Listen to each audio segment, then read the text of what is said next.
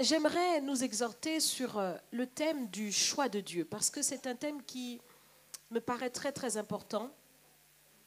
Le Seigneur nous a dit, ce n'est pas vous qui m'avez choisi, mais c'est moi qui vous ai choisi et qui vous ai établi, afin que vous alliez et que vous portiez du fruit et que votre fruit demeure. Donc, ce matin, il faudrait que tu réalises le privilège que c'est d'être choisi par Dieu. Parce que si le Seigneur nous a choisis, ça veut dire qu'il a posé ses regards sur nous, qu'il nous a considérés, et particulièrement qu'il a considéré d'autres. Il a dit, pas celui-là, mais celui-ci, oui. Dieu impose le fait que Dieu élise quelqu'un et rejette d'autres. Il faut savoir que la parole de Dieu nous parle du cas de Jacob. Le Seigneur nous dit, j'ai choisi, j'ai aimé Jacob et j'ai haï Ésaü. C'est la volonté de Dieu, personne n'y peut rien. Le Seigneur nous a prédestinés parce qu'il nous a vus dans sa préscience, il nous a considérés et il a posé ses regards sur nous. Ça, c'est le choix. Mais ce matin, j'aimerais que chacun d'entre nous puisse considérer à ce privilège que d'être choisi par Dieu. C'est une bénédiction. C'est une bénédiction que Dieu nous donne, non seulement pour ce temps-ci, mais pour l'éternité. Et quand le Seigneur nous choisit, il nous choisit avec exclusivité. Cela veut dire que Dieu nous a considérés et qu'il nous a préférés.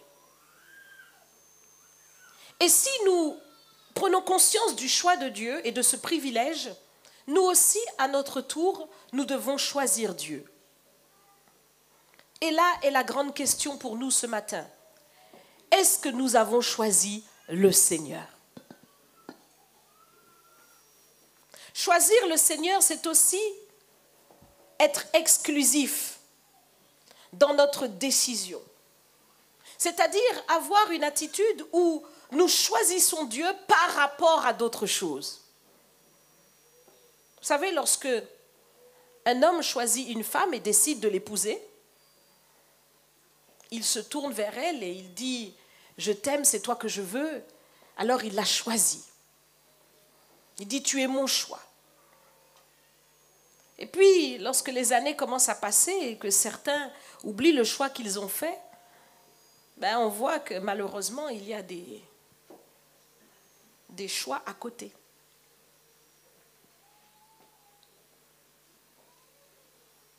Donc, ça voudrait dire que cette femme serait finalement son premier choix, mais il y aurait un deuxième choix, un troisième choix, un quatrième choix. Est-ce que je parle à quelqu'un ce matin ? Ça, c'est la vie de tous les jours, c'est ce que nous voyons. Mais cela ne correspond pas au choix selon Dieu, parce que le choix selon Dieu est exclusif. Et ce à quoi le Seigneur nous appelle, c'est à choisir en rejetant toute autre chose.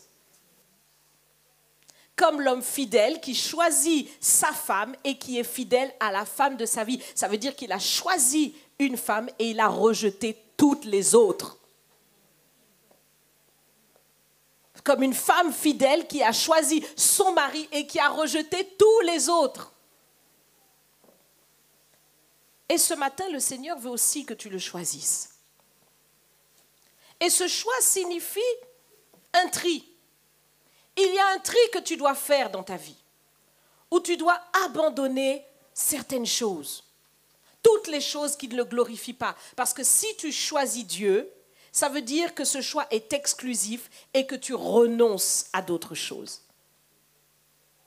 Et comme certains, malheureusement, sont entrés dans le mariage sans véritablement renoncer aux autres femmes ou aux autres hommes, il y a certains des enfants de Dieu qui ont choisi le Seigneur sans renoncer à d'autres choses. Cela ne doit plus se faire. Dans l'Église du Seigneur, notre choix doit être catégorique, exclusif.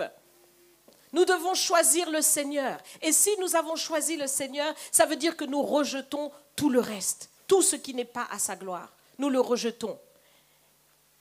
Et le Seigneur regarde à comment nous nous positionnons. Parce que parfois, tu peux déclarer, proclamer, annoncer très haut, très fort que tu as choisi Dieu. Mais le Seigneur ne se laisse pas impressionner par tes déclarations. Il va au fond, dans ton quotidien, pour voir si véritablement tu l'as choisi ou pas. Dans ce que tu dis, est-ce que tu l'as choisi? Dans ce que tu penses, est-ce que tu l'as vraiment choisi?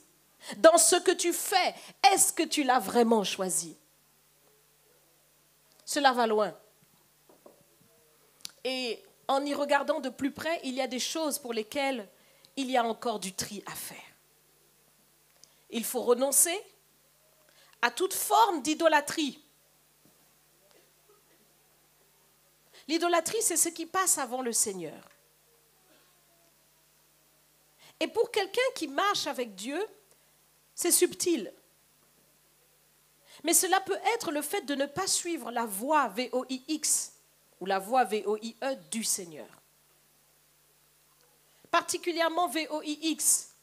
Quand le Seigneur te parle et te dit « Aujourd'hui, tu vas jeûner. Aujourd'hui, tu vas prier. Passe du temps dans ma présence. » Et que tu te laisses détourner par l'ennemi. C'est une idolâtrie. Parce que tu n'as pas mis le Seigneur en premier dans ton choix. Voyez, ce sont des choix. Et tout au long de la journée, nous faisons des choix. Le Seigneur te dit, laisse un peu ton téléphone et sois dans ma présence. Mais tu continues, SMS sur SMS. Et le temps passe. C'est un choix. Le Seigneur te dit, abandonne un peu ce Facebook-là. J'ai besoin que tu te concentres sur moi. J'ai des choses à te faire connaître. Mais tu restes là et tu perds ton temps. Tu es dans la distraction. Et tu oublies que avoir choisi Dieu, c'est avoir choisi son royaume. Cela signifie avoir choisi son esprit. Avoir choisi son esprit, c'est choisir sa présence. Avoir choisi sa présence, c'est le choix du jeûne, de la prière et de la consécration. Tu oublies tout cela. Alors ce matin, le Seigneur veut nous en parler. Il veut nous inviter à véritablement le choisir avec un positionnement qui appelle au renoncement à tout ce qui ne le glorifie pas, en étant positionné pour accepter véritablement d'être formé, d'être transformé par lui. Nous sommes dans l'année de la régénération. Et la régénération va passer par une transformation profonde. À la fin de l'année, j'espère que quelqu'un pourra dire de toi que tu as vraiment changé. Amen. Encourage celui ou celle qui est à côté de toi. Dis-lui, on va y arriver cette année. Il faut changer. Amen. On va y arriver cette année. Parce que le Seigneur nous a donné une année de plus. C'est pour ce changement, c'est pour cette transformation. Année de la régénération. On va y arriver cette année. Cette année, c'est notre année pour être transformés. Alors nous n'allons pas laisser les jours s'écouler sans faire exactement ce que le Seigneur dit. Parce que nous allons choisir Dieu. Choisir la régénération, c'est choisir Dieu. Amen.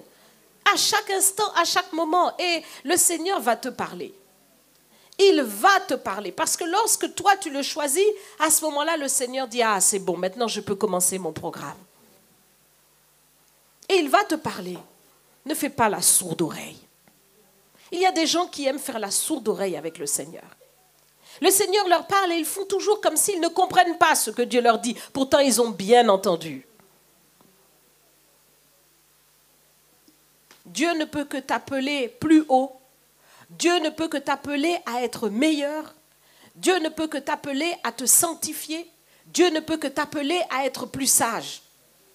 C'est à toi maintenant de mettre en pratique ce que le Seigneur te dit par choix. C'est un choix.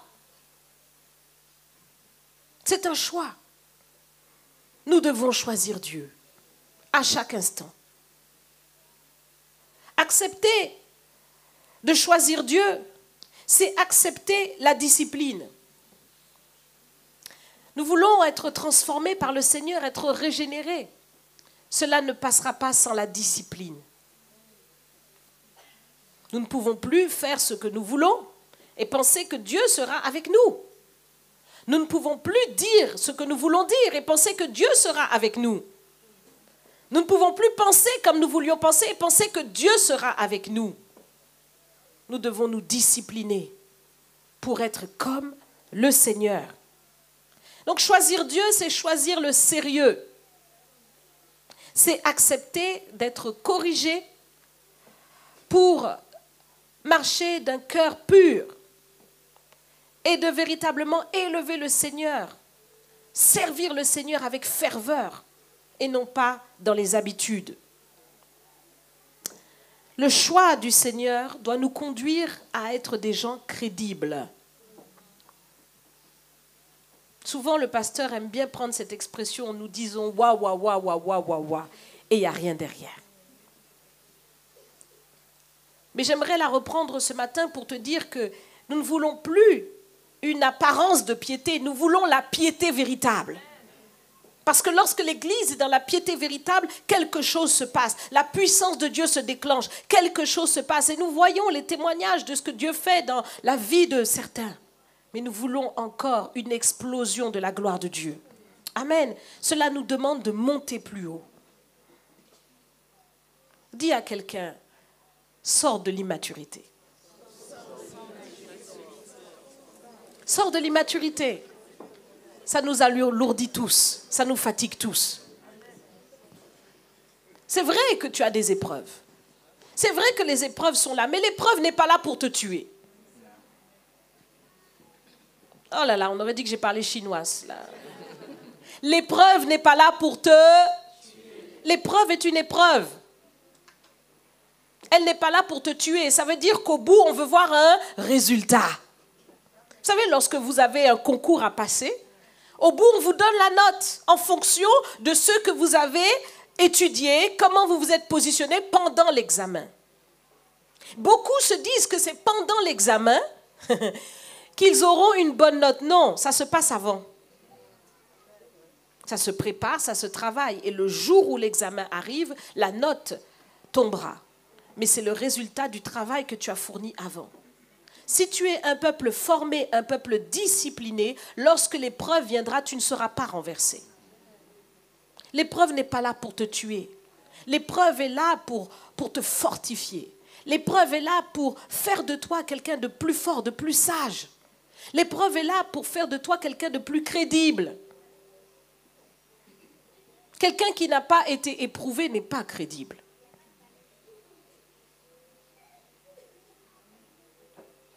Est-ce que vous allez faire confiance à quelqu'un qui n'est pas éprouvé ou est-ce que vous allez faire confiance à quelqu'un qui est éprouvé et qui a fait ses preuves? Vous faites confiance à celui qui est éprouvé et qui a fait ses preuves, qui a démontré dans son épreuve sa fidélité, sa ténacité, sa persévérance, sa détermination.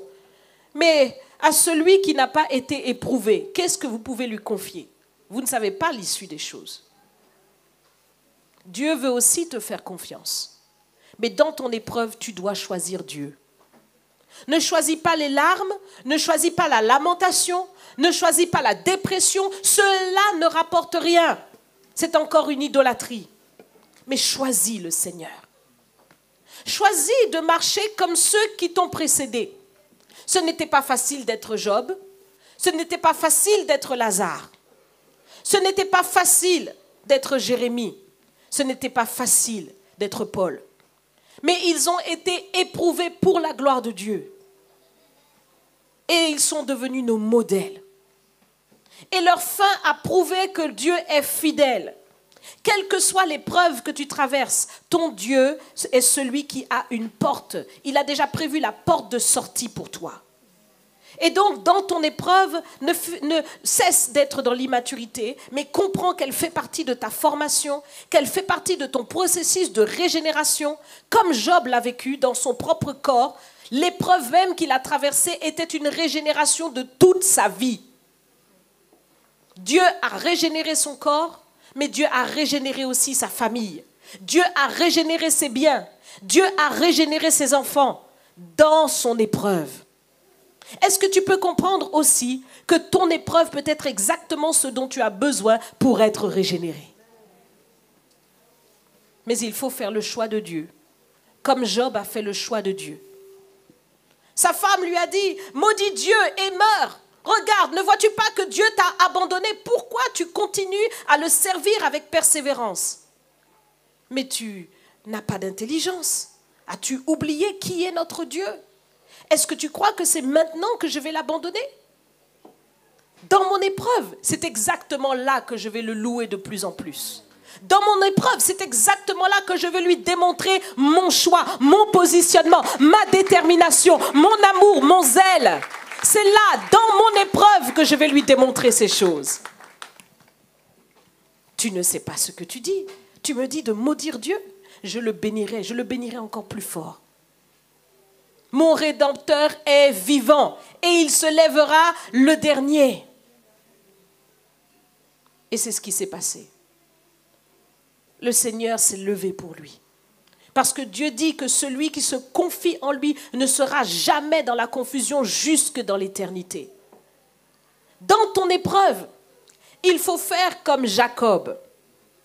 Dans ton épreuve, fais le choix de Dieu comme Jacob a fait le choix de Dieu et a éprouvé Dieu. Dans ton épreuve, toi-même, éprouve le Seigneur. Dis au Seigneur, je ne te laisserai pas partir tant que tu ne m'as pas béni. Jacob s'est battu avec lui dans son épreuve. Il a accepté que sa hanche soit démise dans son épreuve. Il ne voulait pas partir sans la bénédiction de Dieu. Toi aussi, parfois, dans ta situation, il te faut arracher certaines bénédictions.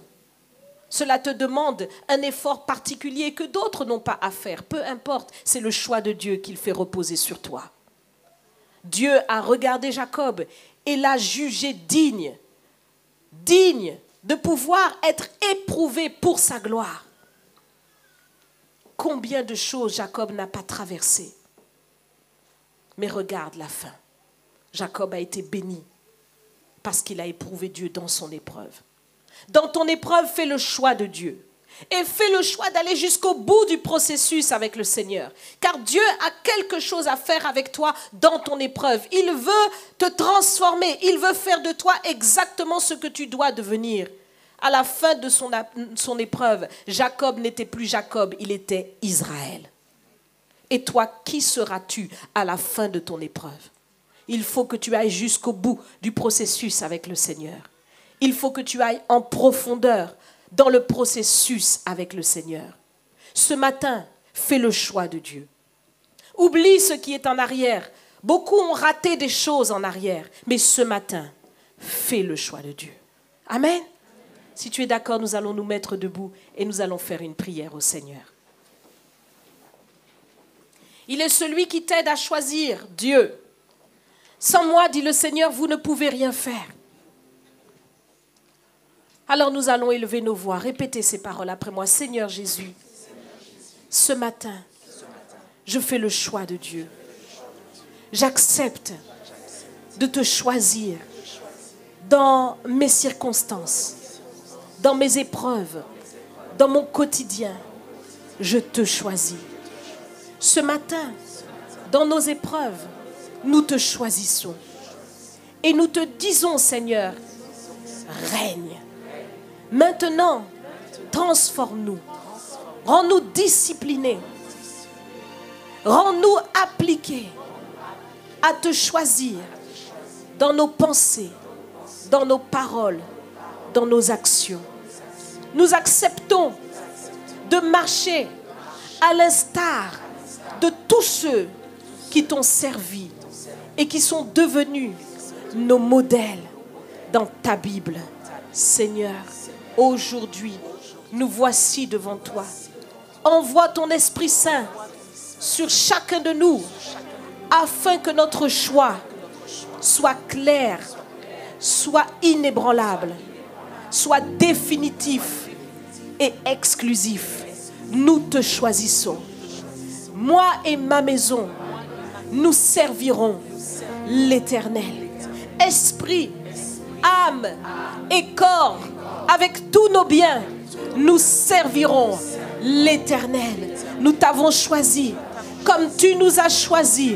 Et dès maintenant et pour l'éternité, nous faisons le choix de t'honorer, Seigneur.